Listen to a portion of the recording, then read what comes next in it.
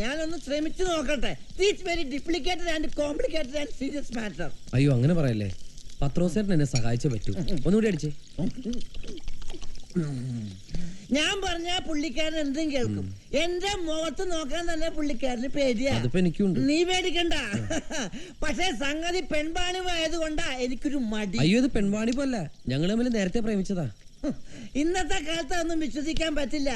എടാ ഇപ്പൊ ഇവിടെ നടക്കുന്ന എന്തൊക്കെയാണെന്ന് അറിയാമോ?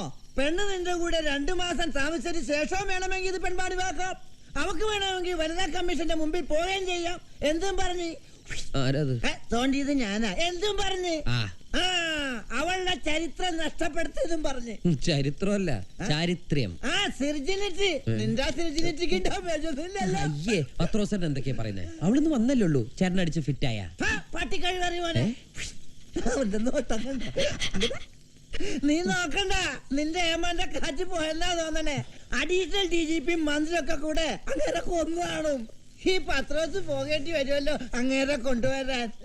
ആരാടാ പ്രായപൂർത്തിയായ ചെറുപ്പക്കാരല്ല വീട്ടിലേക്ക് 2 ടോർച്ച് അടിച്ചു നോക്കണം. രാമനാഥൻ സാറാ വരുന്നത്. എന്റെ കാര്യം ശരിയാക്കണേ. നീ പൊക്കോടാ, ഇതൊക്കെ ഞാൻ ശരിയാക്കിക്കോളാം. നീ എന്റെ പ്ലാ കണ്ടോ? പ്ലാ പ്ലാ പ്ലാ.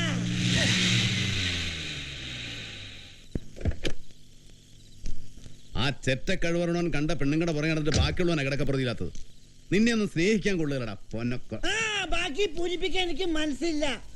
പൂരിപ്പിക്കാൻ എനിക്ക് മനസ്സില്ലാന്ന് മിസ്റ്റർ രാമനാഥൻ. നീ എന്താ വിളിച്ചേ? അല്ല മിസ്റ്റർ രാമനാഥൻ സാറിന് വിളിച്ച തെറ്റ.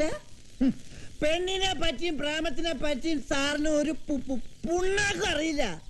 ഞാൻ പറഞ്ഞുതരാം. ജെയ്സി അപ്പു തമ്മിലുള്ള പ്രേമം ഗാഢമാണ്. ചങ്ങമ്പുഴൻ രമണനും പോലെ, നയനാരി കരുണാരനും പോലെ. അതേപ്പറ്റി എന്റെ അഭിപ്രായം. ഇതിനെപ്പറ്റി നിന്റെ അഭിപ്രായം എന്താടാ? എന്റെ അഭിപ്രായത്തിൽ അവൻ കഴിച്ച് തന്നിത്തരോ ചെറ്റത്തരോ ഒന്ന് പറയാൻ പറഞ്ഞിട്ടല്ലേ എന്നെ തല്ലി. ഞാനെങ്ങനെ പറയണം? പത്രോസ് പാരയായിന്നാ തോന്നണേ. ഇയാൾക്ക് കള്ളു വാങ്ങിച്ചു കൊടുത്താൽ എന്നെ വേണം തല്ലാൻ. മൂക്കറ്റം വെള്ളം അടിച്ചോണ്ട് നിന്ന് മോങ്ങുന്നു. പോയി വിളിച്ചിട്ടുണ്ടവനെ. അപ്പേ അങ്ങോട്ടോടെ പോവോ? അല്ല അപ്പ വിളിക്കാനായിട്ടാ.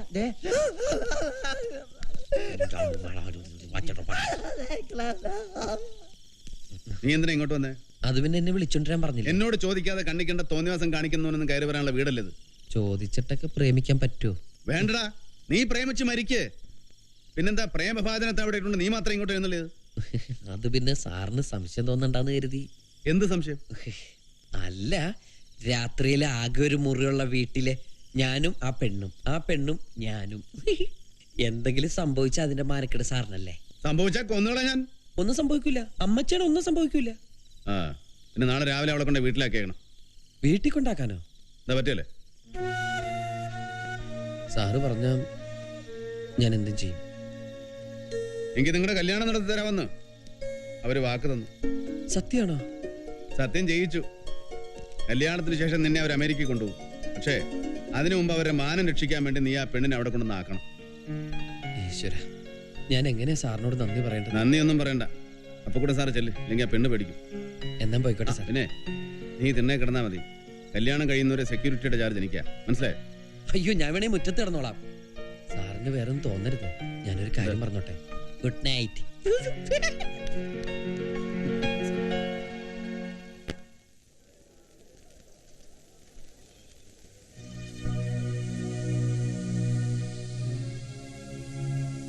എന്തിരിപ്പാ കുട്ടിയായത്? ഇന്നലെ രാത്രി മുഴുവൻ ഒരുപോലെ കണ്ണടച്ചോ നീ? എല്ലാം ഈശ്വരൻ നേരാക്കി തരും മോളെ. അപ്പു വന്നില്ലേ ഇതുവരെ? അവൻ രാമനാഥൻ സാറിനെ കണ്ടിട്ട് രാത്രി തന്നെ വന്നല്ലോ. ഇത്തിരി ഇരുട്ടിട്ടാ വന്നത്. തിന്നേ തന്നെ കിടന്ന് ഉറങ്ങി, ഉണങ്ങിട്ടില്ല. മുത്തച്ഛി കോലി പോയിട്ട് ഇപ്പൊ വരാം. എന്റെ മോള് സങ്കടപ്പെടുന്നു വേണ്ട കേട്ടോ. ദാ ചായ കുടി.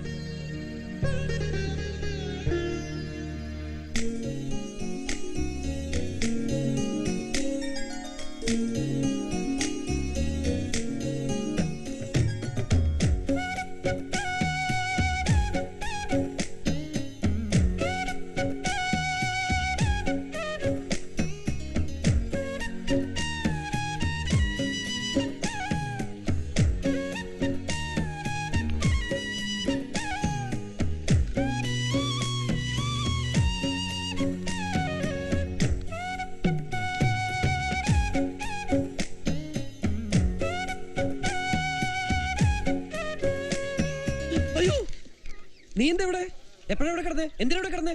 അപ്പൂന്റെ കൂടെ അല്ലാതെ പിന്നെ എവിടെ ഞാൻ കിടക്കണത്? ഞാൻ ഇവിടെ രാത്രിയിൽ കിടന്നു. എന്റെ അമ്മച്ചി, എന്താ? നിന്നെ ഒന്ന് തൊടുപോലും ഇല്ലെന്ന് ഞാൻ രാമാസാറിന് വാക്ക് കൊടുത്താ. എന്നിട്ടിപ്പോ അബോധാവസ്ഥയിൽ നീ എന്റെ കന്യാത്തം കവർന്നെടുത്തോടി. ഈശ്വര, എന്റെ വെർജിനിറ്റി പോയി. ഒരു സ്നേഹവും ഇല്ല അപ്പൂന്. ഇന്നലെ രാത്രി എന്നെ തനിച്ചാക്കിയിട്ട് പോയില്ലേ? വന്ന ദിവസം തന്നെ എന്നോട് ഇത് വേണ്ടായിരുന്നു. ഞാൻ ഒത്തിരി കരഞ്ഞു. എല്ലാരും ഉപേക്ഷിച്ചല്ലേ അപ്പൂ ഞാൻ വന്നേ. പിന്നെ എന്തിനാ എന്നോട് ഇങ്ങനെയൊക്കെ?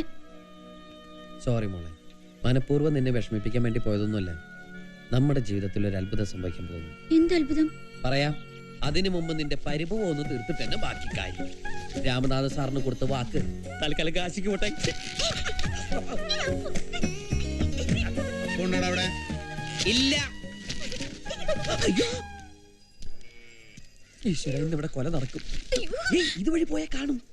അയ്യോ, അതുവഴി പോവല്ലേ, ഇങ്ങോട്ട് പോ. കട്ടിലടി കയറിക്കോ. നിനക്കെന്താ ഒരു സിനിമാസ്കോപ്പ് ചിരി? രാവിലെ ഒന്ന് നടക്കാൻ ഇറങ്ങിയതാ. അപ്പൊ ഇവിടെ ഒന്ന് കേറിയിട്ട് പോവാന്ന് വിചാരിച്ചു. ആറ്റുവാക്കാര് അത്ര നല്ലവരായതുകൊണ്ട് ഒരു ടെൻഷൻ. രാത്രി പ്രശ്നമൊന്നും ഉണ്ടായില്ല? ഏയ്, എന്ത് പ്രശ്നം? ഞാനിവിടെ കിടന്നു, അവള് മോളിൽ കിടന്നു. അല്ല, അകത്ത് കിടന്നു. അതല്ലടാ മരക്കഴി. ആ ആന്റണി സംഘവും ഒന്നും വല്ല കുഴപ്പമുണ്ടാക്കിയെന്ന് ചോദിച്ചാ ഏയ്, നീ അവളോട് കാര്യം പറഞ്ഞു. ആ, അല്ലെങ്കിൽ വേണ്ട, ഞാൻ തന്നെ അവളോട് പറയാം. എവിടെ അവള്? ആ, എവിടെ അവള്? ആ, ആകാശത്തില്. ആ, അല്ല, അകത്ത്. എന്തിയാ അവള്? ഷേവ് ചെയ്യാ. ഷേവ് ചെയ്തു. അല്ല, പല്ലേക്കണോ? നീ അവളെന്ന് വിളിച്ചേ? ഇപ്പൊ പറ്റില്ല. എന്താ പറ്റാ? വേറെ ചില പ്രശ്നങ്ങളുണ്ട്. ഇപ്പൊ പറ്റില്ല. എന്താ പ്രശ്നം? ഇപ്പൊ പറ്റില്ല എന്ന് പറഞ്ഞു. എന്താടാ പ്രശ്നം എന്ന് ചോദിച്ചത്? ബാത്റൂമിലാ. എന്നാ നേരത്തെ പറഞ്ഞു തൊലച്ചൂടെ?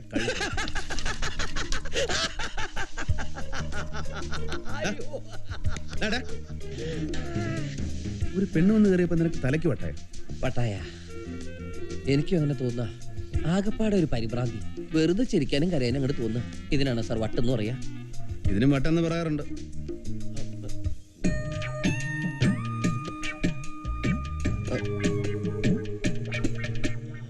നിനക്കെന്താടാ കോങ്കണ്ണുണ്ടോ? ദൈവമേ, സാറിന് അങ്ങനെ തോന്നുന്നുണ്ടോ? ഇടയ്ക്കിടയ്ക്ക് കോങ്ങണ്ണും വരുന്നുണ്ട്. കംപ്ലീറ്റ് പ്രോബ്ലംസാ. ആ, എന്തൊക്കെ പ്രോബ്ലം ഉണ്ടായാലും രാവിലെ തന്നെ ആ പെങ്കൊച്ചിനെ കൊണ്ട് വീട്ടിലാക്കി. അയ്യോ, ഒന്നുമില്ല, വെറുതെ ഒരു അയ്യോ.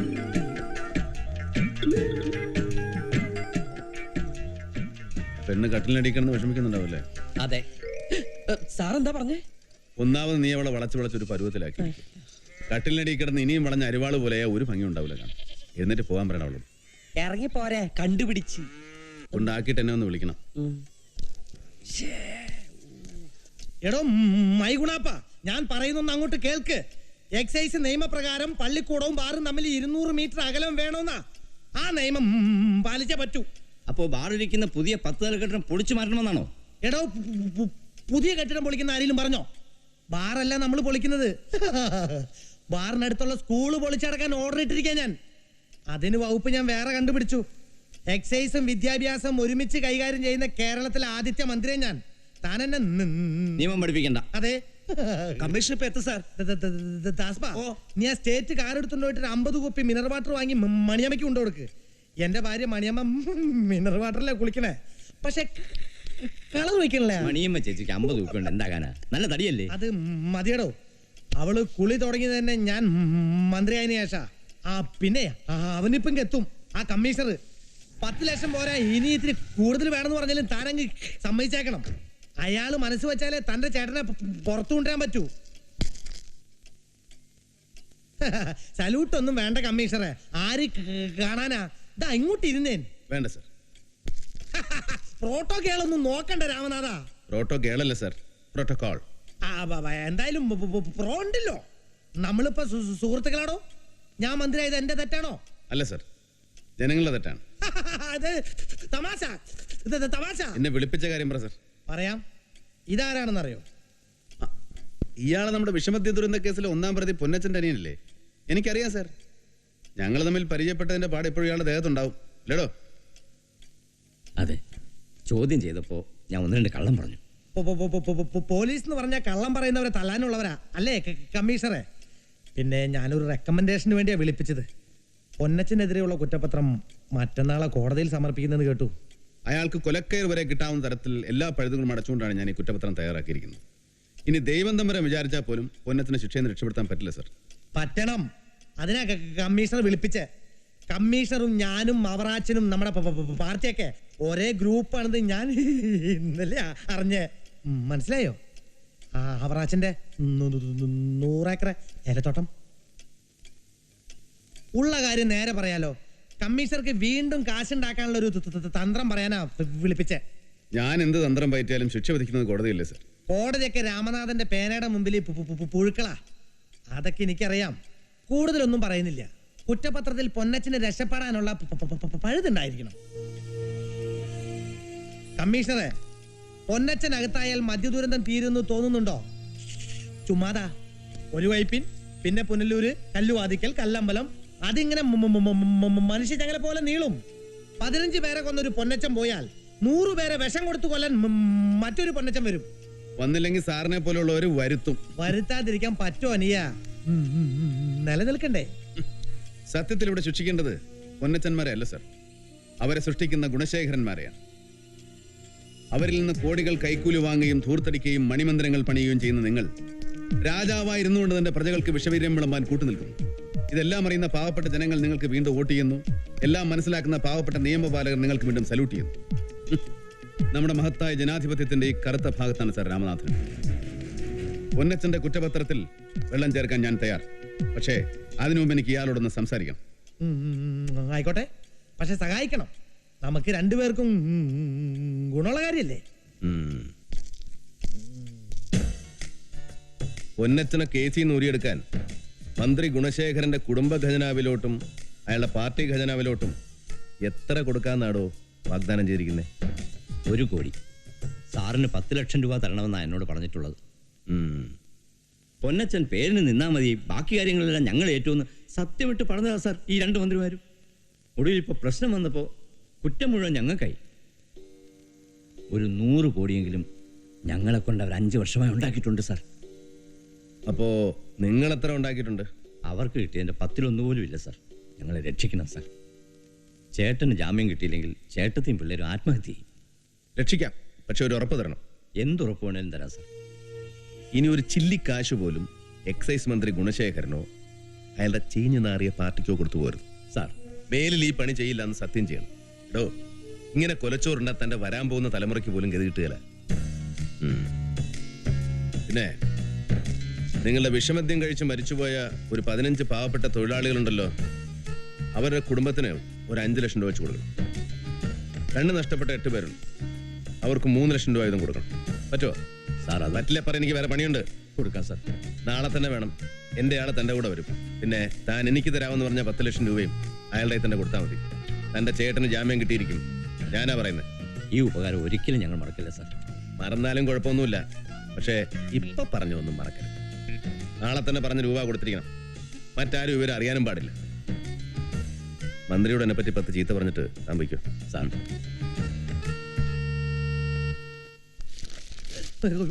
ഇംഗ്ലീഷ് പേപ്പറാ എന്താണോ? കുന്തം. ആ കാണ്ടാമൃഗത്തിനോട് എന്ത് പറഞ്ഞു നോക്കിയിട്ട് കാര്യമില്ല. മന്ത്രി എന്നെ വിളിച്ചെടുത്ത് കളിയാക്കിയായിരുന്നല്ലേ? ഞാൻ പറയണ കേക്ക്. ഈ താനുമായിട്ട് ഒരു ഗോളിന് ഞാനില്ല. കേസിൽ നൂരാൻ വേറെ വഴി നോക്കിക്കോളാം. അത് താൻ എന്നാ കോപ്പിലെ പരിപാടിയാണോ കാണിച്ചേ? കാശ് കൂടുതലാണെങ്കിൽ ചോദിച്ചാ പോരായിരുന്നോ? എന്റെ 1 കോടി രൂപയെ കളഞ്ഞേ. ഇങ്ങനെ 1 കോടിയും 2 കോടിയൊക്കെ കൈക്കൂലി മേടിക്കുന്നത് മോശമല്ലേ മിനിസ്റ്ററെ? പണ്ട് കോടിയും മോന്തായുമില്ലാത്തൊരു ചെറ്റക്കുടലില് കട്ടൻ കാപ്പിയും കപ്പലട്ടിയും കഴിച്ച് വിശപ്പടിക്കിരുന്ന ഗുണശേഖരൻ ഇപ്പോ ഇത്രയ്ക്ക് അത്യാഗ്രഹം പാടില്ല. കമ്മീഷണറെ, പള്ളിക്കെട്ട് ശബരിമലയ്ക്ക്, വേഷം കെട്ട് വീട്ടിലേക്ക്, അവറാച്ചോട് കളിക്കുന്ന പോലെ എന്നോട് കളിച്ചാണ്ടില്ല. തന്റെ തൊപ്പിയല്ല, തൊപ്പിയിരിക്കുന്ന തലയങ്ങളെയും കഴിവറുടെ മോനെ, എന്റെ കൈയുടെ ചൂട് നിനക്ക് ഓർമ്മയുണ്ടല്ലോടാ. കുറെ നേരമായി നീ മിനിസ്റ്റർ കളിക്കുന്നു. 15 വർഷം മുമ്പ് 10 തേങ്ങ കട്ടതിന് കള്ളം ഗുണശേഖരനെ കുനിച്ചു നിർത്തി ഇടിച്ച കയ്യായത്. ഇപ്പൊ വയനാട്ടിൽ തൊഴിലാളി വർഗത്തിന്റെ പേരും പറഞ്ഞ് നീ ജനങ്ങളുടെ കണ്ണി പൊടിയിട്ട് മന്ത്രിയായി. പക്ഷേ രാമനാഥന്റെ ഞരമ്പെ തൊട്ട് കളിച്ചാലുണ്ടല്ലോ, സല്യൂട്ട് ചെയ്യുന്ന ഈ കൈ കൊണ്ട് 2 കരണം അടിച്ചാൻ പൊട്ടിക്കും.